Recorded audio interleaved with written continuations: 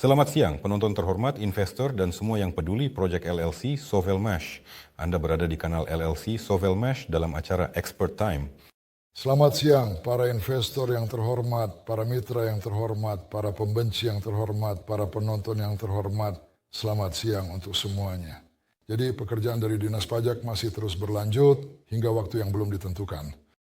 Ajukan pengembalian, Dinas Pajak memeriksa kami secara menyeluruh. Mereka datang melakukan pemeriksaan lapangan, mewawancarai karyawan, mencari pegawai fiktif, bertanya, apakah Anda benar-benar bekerja? Seperti apa bangunannya? Di mana tempat kerja Anda? Apa saja yang ada dan di mana letaknya? Pekerjaan mereka, pengembalian PPN adalah memang sebuah proses prosedur yang pada kenyataannya sangat tidak menyenangkan dan juga jelas tidak semudah itu. Bisa dibilang karena pimpinan, semua yang berhubungan dengan keuangan seperti pengelolaan dan pencatatan dana, pajak yang harus dipenuhi sesuai aturan, surat perintah yang perlu dibuat dengan cermat, serta pengelolaan dana dan sumber daya yang harus diatur secara efisien, semuanya mengalami beban yang besar dan tanggung jawab yang tidak ringan. Bagian akuntansi menangani semua itu. Ini memang cukup serius dan penting, tapi sebenarnya kita bisa saja tidak mengambil pengembalian PPN dari anggaran yang tersedia. Namun, agar Anda benar-benar paham apa itu PPN, jadi untuk lebih jelasnya, mari kita coba hitung sedikit bersama-sama. Sekarang kita mengambil pengembalian itu, yaitu jumlahnya yang artinya sebesar 200 juta. Apa itu 200 juta? Nah, dengan harga rata-rata sebuah mesin yang biasanya sekitar 7 juta rupiah, itu artinya jika dihitung-hitung, ya sekitar 30 mesin. Jadi bisa dikatakan bahwa sebagian besar peralatan mesin proyek ini dibeli berkat pengembalian PPN. Kemarin diadakan rapat penting bersama dengan perwakilan kami, para spesialis kami yang berpengalaman di bidangnya, serta para spesialis dari Mosgor Arsitektur. Dalam rapat tersebut, berbagai isu terkait proyek yang sedang berjalan dibahas secara mendalam dengan suasana diskusi yang konstruktif dan terbuka. Rapatnya sangat produktif. Memang banyak hal yang berhasil diungkapkan dan dijelaskan. Saya tidak akan membahas detailnya, tetapi dalam proses ini juga terlibat pemerintah Moskow, begitu juga pimpinan Teknopolis, karena memang sudah saatnya masalah ini diselesaikan, diputuskan, dan fasilitasnya mulai dioperasikan. Semua orang memahami hal ini, mereka sadar bahwa prosesnya sudah terlalu lama tertunda, bukan hanya dengan kami, dan memang dibutuhkan sebuah keputusan. Oleh karena itu, telah dilakukan pekerjaan yang sangat serius, yang menurut saya akan memungkinkan prosedur ini menjadi lebih sederhana untuk proyek-proyek selanjutnya. Karena semua pengalaman kami, rancangan arsitektur kami, termasuk kesalahan-kesalahan yang terjadi, semuanya telah dianalisis, diambil kesimpulan, ditetapkan langkah-langkah penyelesaiannya, dan saya yakin hasilnya sudah tidak lama lagi. Oleh karena itu, saat ini, hari ini, kemarin, hari ini, dan hingga hari Senin, kami akan secara aktif menangani semua persoalan ini, dan saya juga akan terlibat di sana. Dan selanjutnya, pada hari Kamis depan, saya akan melaporkan kepada Anda tentang apa yang telah kami lakukan untuk mencapai hasil, memperoleh persetujuan atas solusi arsitektur dan perencanaan kota, serta langkah-langkah berikutnya. Jika tidak masuk ke dalam industri pertahanan yang lebih aman, apakah masuk akal untuk menjual lini produksi dan royalti produk untuk drone kecil kepada seseorang yang ingin dan mampu bekerja sama dengan pemerintah? Bukan untuk kita. Anda tahu, mereka yang sekarang bekerja dengan pemerintah, katakanlah sejujurnya, saya pribadi sangat ragu mereka benar-benar memproduksi sendiri. Karena berdasarkan dari apa yang saya lihat, semua yang terbang saat ini itu buatan Tiongkok. Apapun yang diceritakan semuanya tetap buatan Tiongkok. Ya, memang ada sejumlah baterai yang diproduksi dengan kualitas yang beragam, tapi Anda harus paham, baterai itu sendiri adalah sebuah rantai produksi yang kompleks. Itu seperti saat kita bekerja untuk program luar angkasa. Coba bayangkan, berapa banyak pihak yang benar-benar terlibat dalam program luar angkasa tersebut. Ternyata ada lebih dari 100.000 perusahaan, termasuk juga perusahaan dari industri makanan yang secara khusus menangani penyediaan makanan bagi para pekerja dan astronot. Jadi dalam produksi baterai dan aki pun banyak sekali pihak yang terlibat. Sebenarnya dari mana semua itu dimulai? Dari pekerjaan pembukaan lahan. Untuk bisa membuka cadangan bahan tambang logam tanah jarang, Anda harus mengangkat sejumlah besar tanah Untuk itu dibutuhkan ekskavator berputar, rel kereta api, gerbong, tempat pembuangan tanah, truk besar bel AZ, dan sebagainya. Secara bersamaan, Anda juga harus membangun pabrik pengolahan dan lain-lain. Baru setelah itu pada akhirnya Anda akan mendapatkan baterai yang layak. Proses ini memakan waktu bertahun-tahun, bahkan puluhan tahun. Apa yang sudah dikembangkan dan dibuka sekarang sudah dimiliki oleh Tiongkok. Oleh karena itu tidak akan ada gerakan yang berlangsung secepat kilat di sini. Ini adalah proses yang panjang dan membutuhkan investasi modal yang sangat besar. Jadi seluruh produksi ini sebagian besar berada di negara matahari terbit. Begitu juga dengan elektronik dan segala hal lainnya. Ya, di sini kita memang memproduksi baling-baling propeller yang cukup bagus dan berkualitas tinggi. Belakangan ini juga ada yang menawarkan propeller 10 inci bagus. Sangat layak sekali untuk digunakan menurut saya. Jadi, kita bisa mengatakan bahwa jika kita mendapatkan penggerak dan juga baterai, maka kita bisa memproduksi. Namun demikian, dengan kata lain pada dasarnya tetap saja, itu bukan memproduksi sendiri secara mandiri. Kalian kembangkan encoder, apa salahnya tetap pesan dari Tiongkok? Benar, memang benar. Masalahnya adalah, ya, kami sudah mengembangkan, kami juga membuat alat untuk memagnetisasi magnetoplastik. Semuanya sudah dibuat, tapi itu masih produk yang belum selesai, karena masih membutuhkan casing plastik. Dan itu memerlukan cetakan serta hal-hal lainnya dan proses lainnya juga.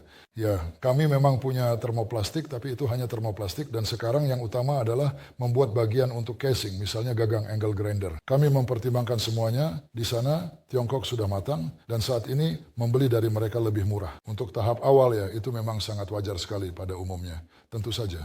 Dan ada satu hal lagi, kemudahan perbaikan. Jadi kita bisa menyediakan satu set cadangan di sana atau membelinya, tapi selama waktu itu kita juga harus menyempurnakan produk kita sendiri hingga menjadi prototipe industri dan mulai memproduksi milik kita sendiri. Tapi itu nanti di tahap berikutnya. Jadi untuk sekarang seperti saya bilang, kita bisa dan memang meminjam. Misal rotor dasar, ya di mana kamu bisa meminjamnya? Tidak ada tempat. Stator tidak ada, rangka tidak ada. Nah, untuk sementara ini kita pakai controller buatan Tiongkok. Nanti setelah kita buat sendiri, setelah kita selesaikan controllernya, kita akan buat sendiri. Dan di situ kita bahkan tidak akan membutuhkan encoder sama sekali. Jadi untuk saat ini memproduksi encoder sendiri itu belum masuk akal. Lebih baik sekarang menggunakan yang dipinjam dulu. Terima kasih. Apa tujuan dari pengujian ketika kita membawa drone keluar ruangan?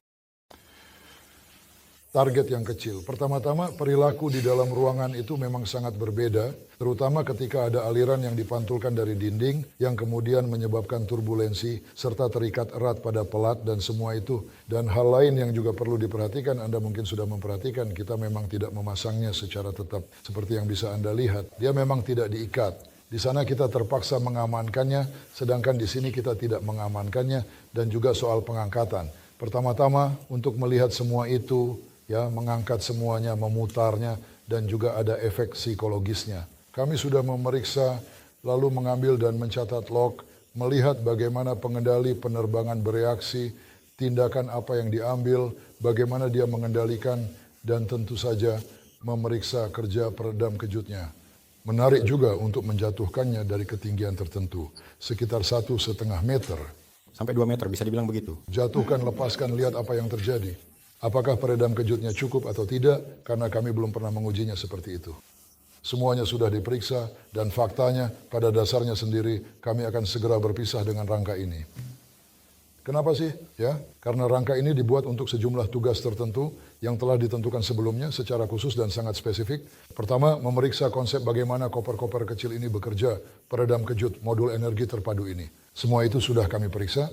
Penempatannya sudah diatur, tetapi konstruksinya dibuat sederhana dan tidak diringankan. Karena bahkan hal-hal seperti ini pun kami uji. Misalnya apakah perlu memperkuat sambungan melintang. Karena balok-balok terpisah, kami mengelas pipa persegi panjang hanya dengan satu sambungan. Apa yang terjadi? Tidak kuat menahan. Jelas harus dipasang pelat penguat. Kami telah menerima sertifikat untuk produksi angle grinder. Bagus, tetapi kami harus secara rutin mengambil sampel dari setiap batch yang diproduksi dan melakukan pengujian, hingga benar-benar menghancurkannya secara fisik. Hal yang sama juga akan terjadi pada perangkat kontroler yang digunakan, serta juga pada motor untuk quadcopter. Dan bukan hanya itu, karena kami akan menawarkan untuk dijual baik mesinnya saja, mesin dengan kontroler maupun mesin dengan kontroler dan baling-baling juga akan kami tawarkan jika diperlukan, dan modul ini juga akan kami jual. Apapun yang ingin dibeli akan kami jual, tetapi semuanya akan secara berkala, dengan sangat teliti dan hati-hati diuji pada setiap tahap prosesnya, hingga benar-benar dihancurkan secara fisik. Itu adalah hal yang normal. Selain itu juga akan ada perubahan-perubahan yang akan meningkatkan kualitas produk bagi konsumen dan menurunkan biaya produksi. Dan jika berbicara tentang apa yang terjadi saat ini, sekarang di Motilek, di lokasi ini, terpasang paket yang ke-35. Dari mana asal paket ini? Dari sepeda sebenarnya. Inilah si kolobok ini ya. Namun pada saat yang sama, sekarang teman-teman sedang menuangkan paket ke-50. Kemarin mereka sudah menuangkan paket ke-70 yang bahkan lebih bertenaga. Dan dengan pelat-pelat ini kami akan membuat motor dengan berbagai daya untuk berbagai kebutuhan dan produk dengan kapasitas angkut serta tenaga yang berbeda-beda. Selain itu, kami juga memiliki lilitan yang terpisah satu sama lain secara khusus. Bagaimana caranya? Nah, kami bisa mengaktifkan berbagai bagian motor melalui modul-modul kunci daya yang berbeda-beda secara terpisah. Kami bisa mengendalikan dari satu kontroler, tetapi melalui kunci-kunci ini, kami dapat memberi daya pada motor dengan membaginya menjadi beberapa segmen untuk meningkatkan daya motor tersebut. Hal ini memungkinkan. Ini akan dilakukan dan akan ada motor-motor dengan daya besar. Karena bahkan akan ada motor hingga 200 kW ya. Nah, coba bayangkan apa itu 204 motor masing-masing 200 kW, totalnya 800 kW. Mesin seperti apa itu? Tapi rekan-rekan memulai langsung dengan produk seperti itu, kita tidak punya lahan, tidak ada poligon, tidak ada apa-apa di sini. Itu benar-benar tidak mungkin. Jadi apa yang sedang kami kerjakan sekarang ini untuk DETB kami, ini hampir merupakan ukuran maksimal baik dari segi daya maupun segala hal lainnya. Oleh karena itu kedepannya akan ada lagi konstruksi yang sangat menarik dan percayalah sangat menguntungkan. Dan tingkat keuntungan akan bergantung pada peralatan yang kami beli yang memang ditujukan untuk produksi massal. Jadi minggu depan kita bisa menantikan kabar baik tentang AUP? Kami menantikannya jadi tidak perlu berspekulasi apa-apa. Kita hanya perlu melakukan pekerjaan kita dan pada dasarnya ketika kita mengurus AUP, sama seperti dulu saat kita mengurus pendaftaran hak kepemilikan, kita terus melakukan apa yang memang harus kita lakukan, yaitu hal-hal yang langsung berkaitan dengan pelaksanaan proyek. Jadi AUP tetap AUP, tetapi pekerjaan terkait produk, pengembangan, dan produksi harus berjalan sebagaimana mestinya. Terima kasih semuanya. Selamat malam, sampai jumpa, jaga diri kalian.